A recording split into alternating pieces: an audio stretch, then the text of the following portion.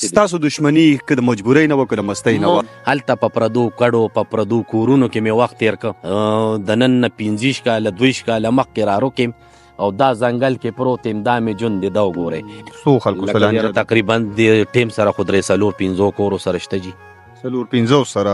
پوره تعداد یې متن نه معلوم جوړ دونه ډېرې دي چې 13 کاله په موږ باندې د ځنکدن شان سخته تېره ده. د دې وجې مې جي واده نه کوم، ما وې نن به مې سوکولي سبا به مې سوکولي. السلام علیکم، سنگر خان ما او په نننی پروګرام کې به بیا کوشش کړی دی چې د دشمنۍ ښکار د یو خاندان سره ستاسو ملاقات وکړم او بیا دا هم مخې ته راوړم چې دغه خاندان په دشمنۍ کې څومره تاوان شوی دی، دغې د انسانانو څومره تاوان شوی دی، څونه جنازې اوچتې شوي دي او بیا دوی جیلونه څومره خوړلي دي او بیا د دوی د مال او د حال څومره تباهي شوې ده. قدرمنو، په دې پروګرام کې بنیادي زمونږ مقصد دا وي چې د دشمنو نه نفرت پیدا کړلی شي او تاسو ته وښایو چې د دشمنۍ ژوند څنګه وي. باوري یم چې تاسو به هم د دې پروګرام په اورېدو باندې په دغه فیصله باندې رسئ چې دشمنۍ ته به بد وایئ، د دشمنۍ نه به نفرت ستاسو په ذهن کې پیدا کیږي او د امن لار به خپلوئ. قدرمنو کتونکو، دا چې ما سره ولاړ دی نو دا فلک ناز حاجي صاحب دی او د دشمنۍ ښکار د ډېرې مودې راز سي. باقي تفصیل د دین اور حاجي صاحب السلام علیکم. وعلیکم السلام، اعوذ بالله من الشیطان الرجیم، بسم الله الرحمن الرحیم. لومبي خو ستاسو خیبر ترجمان ټي وي ته هرکلی ویم او ټولو مشرانو ته چې تاسو په ډېر کم وخت کې داسې خشته یو کار رانویلی دی او د کلي ته او د عوامو ته دا ښایي چې یره د دشمنۍ څونه سختې دي او څونه تکلیفات دي، دا په چا چې تېر شوي هغه ته پته لګي. زما خو د ټول کلي ته خواست دی او د ټولو خلکو ته چې زمونږ دا کمې ویډیوګانې تاسو په خیبر والا نشر کوئ جي، نو دا د دې دپاره چې د عامو خلکو ته پته ولګي چې د دشمنۍ څونه نقصانات دي او څونه یې خرابتیا ده، چې څونه سختې ستونزې پکې راځي. زه خو په تاسو ته داسې ویم جي چې زما مشرانو هغوی دشمنۍ کړې وي. یو جي د قام د کلي د وطن خپلې ذاتي دشمنۍ وي، یو جي بدماشۍ وي. یو سړی ټوپک راوالي او چې چټي په چټي بدماشي کوي، ځان ته پشمارو خان وایي چې بس یاره زه به مړی وکړم او ما ته به خلک بدماش وي او ما ته به خلک تکړه وي. نو د هغې دپاره موږ شکر دغه شي نه کړي دي الحمدلله، نه د چا کوڅه کې ولاړ یو، نه به څوک دا ثابته کړي چې د چا نه یا شوکه یا ډاکه یا په زور زیاتي پیسې، بس خپلې دشمنۍ هم وي جي د مشرانو نه را روانې وي، بیا پکې موږ هم شکار شو. حاجي صاحب، تاسو خپلو خبرو کې وویل چې یاره دشمنۍ دوه قسمه دي، یو هغه وي چې انسان ته د مجبورۍ نه ور په غاړه شي، یو هغه وي چې یو انسان ته د مستۍ نه ور په غاړه شي. ستاسو دشمني که د مجبورۍ نه وه که د مستۍ نه وه؟ خو جي ما ته وګوره چې څونه دشمنۍ دي جي د مجبورۍ نه وي، د مشرانو نه را روانې وي، د ځمکو لانجې کونجې وي او د هغې نه را روانې وي. بیا اخري دې له رالې چې زما والد صاحب هم پکې مړ شو.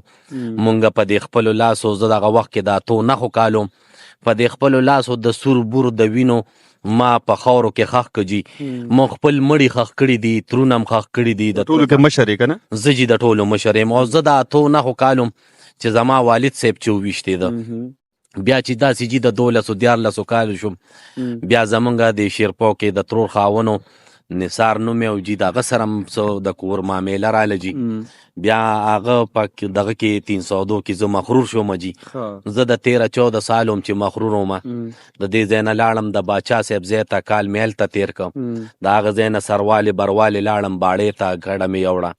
هلته په پردو کډو په پردو کورونو کې مې وخت تېر کړ. دا د خلکو ته د دې دپاره ویمه چې دا خلکه دا ومني چې او څوک مړ وکړي د هغه ژوند څنګه وي او دغه ژوند د هغه ښه نه وي. خلک خو مونږ سپینې جامې یا ټوپک ویني، هغې ته وایي چې یاره خشته ګرځي، خشته دی، داسې دی، خو خشته نه وي جي، بدرنګ وي. زما د خویندو، زما د رونو، زما د بچو، زما د کشرانو تعلیمونه تباه شو جي. زما نیکه 12 پاسو، زما ټوله فیملی جي تعلیم یافته ایجوکیټډ خلک وو او په دې دشمنو د لاسه موږ نه تعلیمونه لاړل جي. نه راکې یو سړی نوکر شو، نه راکې افسر شو. همدغه ټوپک دی او ټوپک دی. د ټوپک د لاسه جي د تنګي ښار نه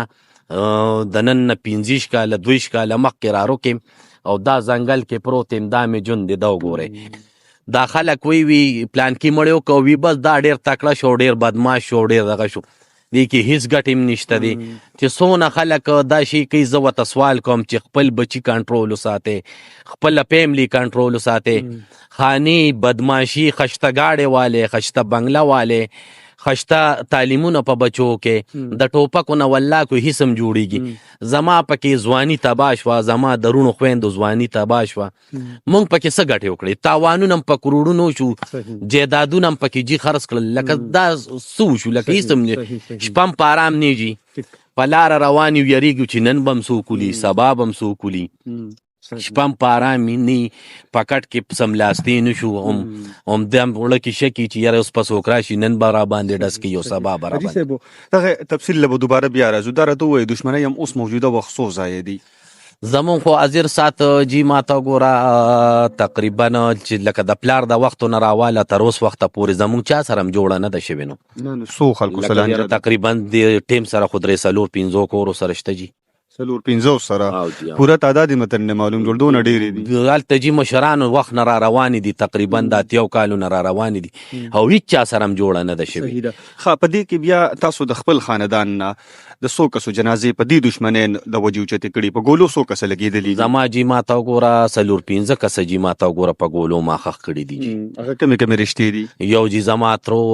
مشرو زمونږ د دا ټول تنګې پیژني، په لیلیم سالار نوم یې جي، هغه په ګولۍ مړ دی، د غزوی نیر په ګولۍ مړ دی، جانثار په ګولۍ مړ دی جي، زما د ترور زامن په ګولۍ مړ دي جي، دا ټول مونږ جي په ګولو مړ دي. او ماته وګوره د خپل د رب نه خیر غواړو، بس ماته وګوره زیر سات مونږ ورته ولاړ یو، خدای دې رحم وکړي، خدای دې د دې دښمنو او د اپتونو نه نور هم وساتي، خدای دې ټول مسلمانانو ساتي. حاجي صاحب تاسو ذکر وکړه که نه چې زما ځواني هم دې دښمنۍ وخوړله، سبق هم پاتې شه، نو خپله دې سبق څونه ویلی دی؟ ما جي 10 کړی دی او په 10 مې پرایویټ کړی جي، په 8 کې مې سکول پرېښود، هلته د پلار دښمنۍ مې وي جي، او بیا مې 10 پرایویټ وکړ، پرایویټ مې جي 10 کړی دی، او د هغې نه پس بیا جي په خپله د 302 شکار شوم جي، جیل ته به یې بیا پکې جي 18 کاله مې مخرورتیا وکړه. 18 کاله؟ او جي 18 کاله پس د مخرورتیا نه رالم جي، بیا مې ځان ورکه، بیا جیل ته لاړم، 2 کاله مې جي جیل تیر کړه. ورکه د جیل نه وروسته راځو، د دې مخرورتیا دا ژوند څنګه وکړې؟ د مخرورتیا چې کله شروع شوه، په پردو کوټو کې اوسېدل شروع شو، نو هغه څه تجربه ده؟ یاره جي زه به تاسو ته داسې ویم چې زما والد صاحب او جانثار و، هغه وخت کې ما ته وګوره الیکشن ته هم ولاړ و، خو تعلیم یافته کس هم و جي، او د دې کلي د وطن جمع جرګې به هم کولې، اصل رسوخ واله سړی و جي، قومي وطن پارټۍ کې آفتاب خان شیرپو سره جي و، او د جانثار د ټول تنګي ته جي معلوم دي چې د هغه څه منډې وي او څه دغه یې و جي. هغه خاني جي زمونږ د باچۍ د تخت نه راپرېوتي دو، په ډیران راپرېوتي دو جي، او بیا چې جي د ډیران نه تر اوچتېږي 18 کاله مخرورتیا، او بل دا زړه کې چې د هر وخت یره وي چې ما پسې دښمن شاته را روان دی او نن به مې ولي او سبا. نو تاسو جي د دې نه تاثرات والے چې 18 کاله په موږ باندې د زنکدن شان سخته تیره ده، د زنکدن نه را باندې زیاته سخته ځکه تیره ده هلته جي چې پردې مړیو کې پولیس په دې پکور کې ګرځي، د قانون وطن دی، خامخا به جي ماته وګوره چې اف آی آر د باندې وشي، پولیس والا به د لازمي کور کې ګرځي. نو په هغې پښتو څه جي چې ستا په ښځو کې ماته وګوره پردي سړي ګرځي، زه د ټولو ټوپک مارو ته ویم چې مړه ستا په ټوپک څه چې تا کله ماته وګوره پولیس دننه ګرځي، ستا په هغې بدماشۍ څه چې ستا ماته وګوره خور زی بل کره کټوې پخی زی، او د بل ته د اجرې لنګې راکاږي. د دې څونه خلکو جي ته به ډېرې انټروی دي کړي دي او نورې ممو کې جي چې دا څونه خلک ته ویني، د ټولو خلکو پردي کټونو لنګې راخلي دي، د دې ځای نه چې مخرورتیا کې لاړ شي جیل ته پردی لنګې راکاږي. مونږ چې د چا انټرویوز هم کړي دي، هغه ټول د دښمنۍ نه سر ټکي او ځان ته خلاصول غواړي، خو حیران به دې یم چې دا دونه انټرویوز هم وکړل او نوې اورو یوې پلان کې ځای کې سړی راپاسېد او خبره د خبرې په شان نه و، مرګ یې پرې وکړو. نو زه دغه خفه په دې شم چې دا هغه چې څوک پیاوړي اخته دي هغې ښه د ځان خلاصول غواړي، خو دا نوي چې ځان له ګوري نو دې تاسو ډېر پریشانه شم. دوی جي څه لیدي نه وي، څه یې کتلي نه وي، د دوی همدا دغه وي چې یاره پلان کې بدماش دی او ډینګرې بدماش دی او زه به هم داسې جوړ شم، زه به هم سید نواب شم. خدای ظالمه ته خو د چا نه تپوس وکړه چې کله یو سړی مړ وکړي، د دې ټولو ژوند جي همدغسې وي، په پردۍ پوله باندې ګرځي، په پردې حجره کې پروت وي جي پردې ډوډۍ ته پروت وي جي خویندې میندې جي ما ته وګوره ته سروالې بروالې په پردو کورونو کې ګرځي بیا جي دا ټول خلک ټوپک مار دا شوکې ډاکې همدا خلک یې بیا کوي همدا شوکې هم کوي دا ډاکې هم کوي دا هر څه کوي نو د دې ژوند نه څه مطلب په حرامو په حلالو نه وي او ما ته وګوره جي نو زه دې خلکو ته سوال کوم جي چې ټوپک مه رالی دا ډېر بدرنګ شی دی دا ډېر هره مسله هره خبره په جرګه حل کیږي پر ورولې حل کیږي دا مړي چې وشي بیا هم دې کې خلک کیني او جرګې پکې کوي مرکې پکې روغې پکې کیږي نو مخکې ولې نه کینې ړومبي کینې مخکې په دوه کسو مشرانو ته یو سړی او زه تا ته دا وایم جي چې مړي څوک کوي رب کوي نو چې رب مړي کوي نو زما او ستا پې صرف ګناهګار شو ته به مرې زه به مرم بل به مري منګه کلو نفس ذائقة الموت هر انسان به ما ته وګوره د مرګ مزه به چکوي نو زه وایم جي چې هر سړی مري او هر سړی په خپله مري نو دا مو تا ته پکې ټوپک ته څه ضرورت دی چې هغې نه کینو مونږ د پښتو وطن دی په خپله مسلې حل کو نو ښه خبره به چې کنه او سوال مې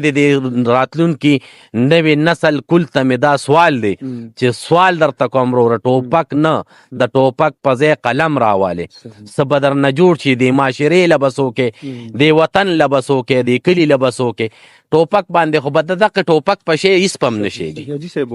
بچي شته زما خو جي اوس په آخري عمر مې ښځه کړې ده یو 2-3 کاله مخکې جي یو لور مې ده او بس دغه بچي مې دي جي تپوس مې د نه دې لپاره وکړم چې ماشومان سبق وایي که نه وایي خو ستاسو ماشوم خو به لا وړی